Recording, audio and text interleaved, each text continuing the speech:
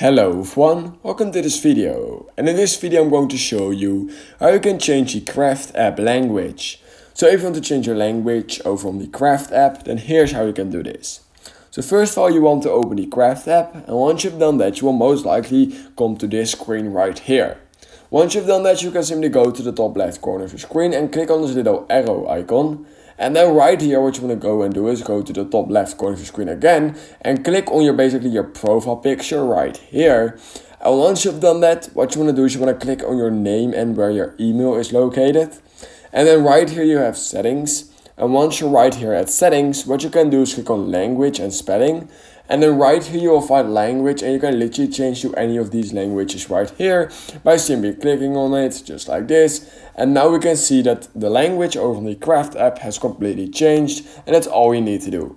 So if you learned something from this video, then please consider liking this video and subscribing to my channel. And I hope I will see you in my next YouTube tutorial video.